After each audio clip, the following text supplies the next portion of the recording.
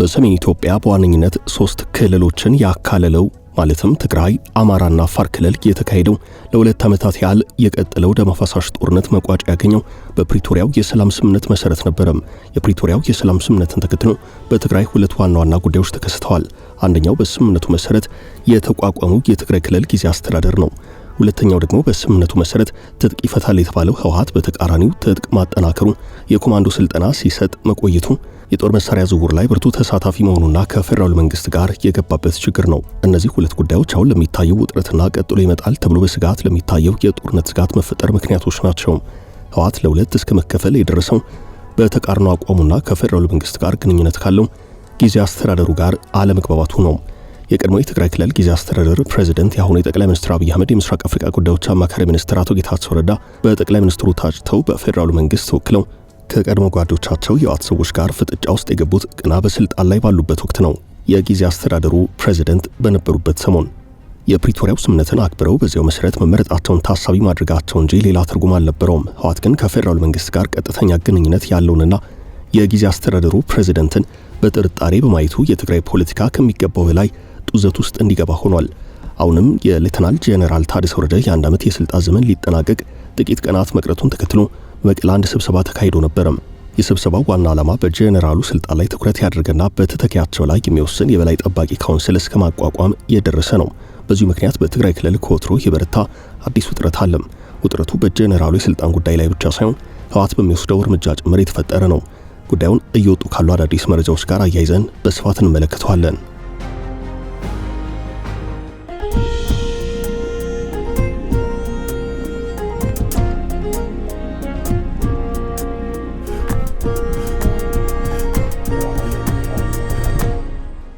በመቀለ የህወሓት አመራሮችና የቲዲኤፍ ታጣቂ አዛዦች ስብሰባ አካሂደዋል። ስብሰባው በትግራይ ክልል ጊዜያዊ አስተዳደር ፕሬዝዳንት ሌተናል ጄኔራል ታደሰ ወረደ የስልጣን ማብቂያ ቀን መቃረብና በተተኪያቸው ጉዳይ ላይ ያተኮረ ነው። እንደሚታወቀው ሌተናል ጄኔራል ታደሰ ወረደ የጊዜያዊ አስተዳደሩ ሁለተኛው ፕሬዝዳንት ናቸው። የመጀመሪያው አቶ ጌታቸው ረዳ ነበሩ። አቶ ጌታቸው ጊዜያዊ አስተዳደሩን ለ2 ዓመታት ያህል መርተዋል። እነዚያ 2 ዓመታት ለጌታቸው በጣም ፈታኝ ነበሩ። በተለይ የመጨረሻዎቹ ወራት በአንድ በኩል ጦርነት ማግስት በመሾማቸው ቀውሱ ብቻ ፈተና ላይ ጥሏቸው ነበረም። በሌላ በኩል ህወሓት በጌታቸውና በጊዜያዊ አስተዳደሩ ላይ የፈጠረውን ፈተና ነበረም። ህወሓት በክረምት ወቅት ባካሄደው ጉባኤ አቶ ጌታቸው ረዳን ከፓርቲው ካሰናበተ በኋላ አቶ ጌታቸው በጊዜያዊ አስተዳደሩ ውስጥ የነበራቸው የኃላፊነት ቦታ በብዙ አታግሏቸዋል። በጌታቸው ላይ የመፈንቅለ መንግስት ሙከራ ተደርጎ መጨረሻ ላይ ጊዜው ደርሶ ትግራይን እስከ መልቀቅ ነበር የወሰኑት። አቶ ጌታቸው ከመቀለ ወደ አዲስ አበባ በመጡበት ጊዜ በሰጡት ቃለ ምልልስ በሚጽፉትም አነጋጋሪ አስተያየት እንደ ካዲ ተቆጥረው የህወሓት አመራሮችን ወጥረው ኋላ ቀር ቡድን እያሉ ይተቻሉ። በእርሳቸው እግር የተተኩት ሌተናል ጄኔራል ታደሰ ወረደም ተመሳሳይ ፈተና እያሳለፉ ቆይተው የ1 ዓመት የስልጣን ጊዜያቸው ሊጠናቀቅ በወር ሳይሆን በቀናት የሚቆጠሩ ጊዜያት ቀርተዋል። ፕሬዝዳንቱ ትግራይና ፌደራል መንግስቱን የሚያገናኙ ብቸኛው ድልድይ ናቸው። በመቀለ በኩል የህወሓት ፍላጎት ሌላ፣ በ4 ኪሎ በኩል ደግሞ የፌደራል መንግስት ፍላጎት ሌላ ሆኖ መሃል ላይ በፍላጎት ተቃርኖ ተወጥረው ባሉበት በዚህ ወቅት የስልጣን ጊዜያቸው ሊያበቃ ነው በሚል የህወሓት ሰዎችና የቲዲኤፍ ታጣቂ አዛዦች ለመጀመሪያ ጊዜ ተተኪ ለመምረጥና የጊዜያዊ አስተዳደሩ የበላይ ጠባቂ የተሰኘ ካውንስል ማቋቋማቸው በትግራይ ያለውን ፖለቲካ ይበልጥ አወሳስቦታል። እንደሚታወቀው በፕሪቶሪያው የሰላም ስምምነት መሰረት የትግራይ ክልል ጊዜያዊ አስተዳደር ፕሬዝዳንትን የመምረጥ ስልጣን ያለው የፌደራሉ መንግስት ብቻ ነው። የህወሓት ሰዎችና የታጣቂ አዛዦች ግን ስምምነቱን በሚጥስ መልኩ ሌላ የመፈንቅለ መንግስት ሙከራ ለማድረግ በእንቅስቃሴ ላይ ናቸው ተብሏል። ከጄኔራሉ የስልጣን ጉዳይ ጋር ተያይዞ የፌደራሉ መንግስት ውሳኔም ተጠባቂ ሆኗል። የፌደራሉ መንግስት ሌላ ፕሬዝዳንት ይመርጣል ወይንስ ለጄኔራሉ ተጨማሪ 6 ወራትን ይሰጣል የሚለው ጥያቄ ምላሽ የሚያገኘው ቀኑ ሲደርስ ነው። ህወሓት ከፌደራል መንግስት ጋር የቃላት ጦርነት ላይ ይገኛል። ከቀድሞ የህወሓት ሰዎች ጋር በመካሰስ ላይ ነው።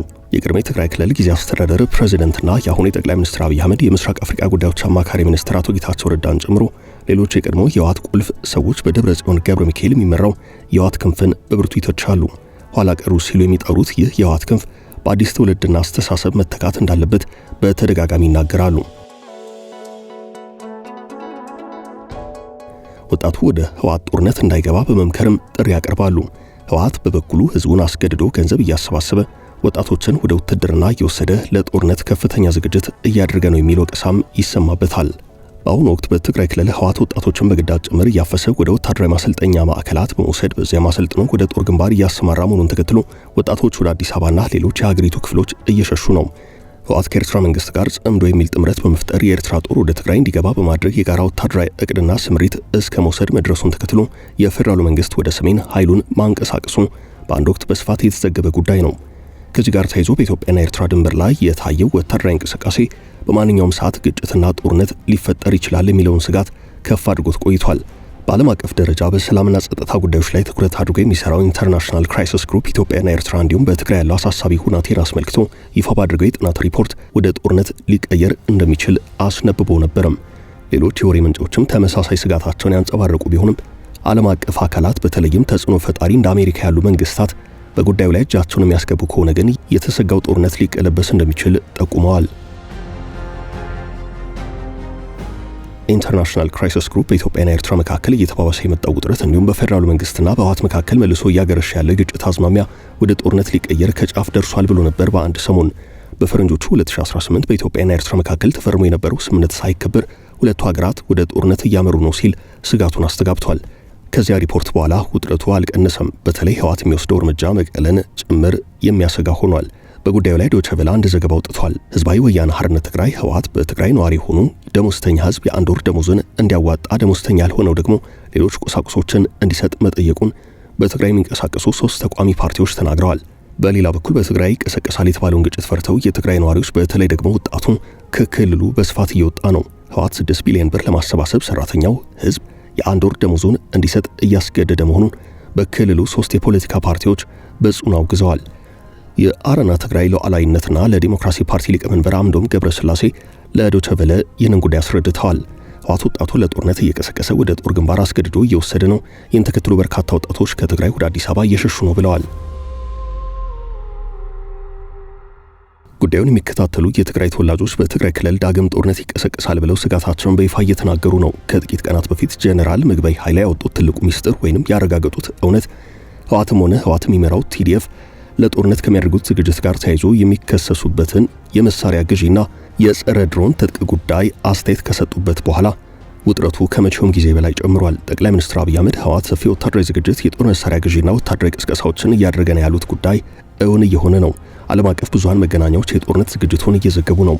የኢትዮጵያ መንግስት መከላከያ ሰራዊቱን ወደ ትግራይ አቅጣጫ ማንቀሳቀሱን፣ በዚህ አቅጣጫ ህወሓትም ወደ ወልቃይትና ራያ ጦሩን ማስጠጋቱን ከተወሰኑ ሳምንታት በፊት ሲዘገብ የቆየ ጉዳይ ነው። አሁንም ይህ ተመሳሳይ የጦርነት ደመና እንዳልተገፈፈ ነው መረጃዎች የሚያሳዩት። በተለይም እነ ደብረጽዮን ገብረ ሚካኤል አቋቁመውታል የተባለው ካውንስል ጉዳይ ህወሓትንና የፌደራሉ መንግስት ዳግም ወደ ለየለት ግጭትና ውጥረት ሊከት ይችላል የሚል ስጋት አለ። በትግራይ አንዳንድ አካባቢዎች የኤርትራ ሰራዊት መግባቱን አመራሮቹ ከህወሓት ሰዎች ጋር ስብሰባ እስከማድረግ መድረሳቸውም ሌላኛው የውጥረቱ መገለጫ ነው። የኤርትራ ጦር በትግራይ ተጨማሪ ይዞታዎችን በመስጠት ዙሪያ የህወሓት ሰዎች ከሰሞኑ በድጋሚ ውይይት አድርገዋል ተብሏል። የህዝብ ድጋፍ ያጣው ህወሓት ከኤርትራና ከሌሎች ኃይላት ጋር ጥምረት ፈጥሮ ለጦርነት መዘጋጀቱን ከእንዲህ አይነት እንቅስቃሴው መረዳት ይቻላል። እንደ አስተያየት ሰጪዎች እምነት ከወደ ትግራይ ክልል የሚወጡ አዳዲስ ዘገባዎች እንደሚያሳዩት ከሆነ ህወሓት በትግራይ ህዝቡን ስንቅም ትጥቅም እንዲያሟላ እያስገደደ ነው። በዚህ ሁናቴና የጦርነት ስጋት ውስጥ እየተጠናቀቀ ያለው የትግራይ ክልል ጊዜያዊ አስተዳደር ፕሬዝዳንት የሌተናል ጄኔራል ታደሰ ወረደ የስልጣን ጉዳይ ሌላ የውጥረት መንስኤ ሆኗል። ጉዳዩን በቅርበት የሚከታተሉ ጸሐፍት በጄኔራሉ ላይ የመፈንቅለ መንግስት ሙከራው እውን የመሆን ዕድሉ መስፋቱንና ማን ሊተካቸው እንደሚችል ሰው እስከ ማዘጋጀት እንደደረሱ የተሰማው የህወሓት የፖለቲካ አመራሮችና ወታደራዊ አዛዦች የበላይ ጠባቂ ባሉት ካውንስል በኩል መፈንቅለ መንግስት ሊያደርጉ ዝግጅታቸውን አጠናቀዋል።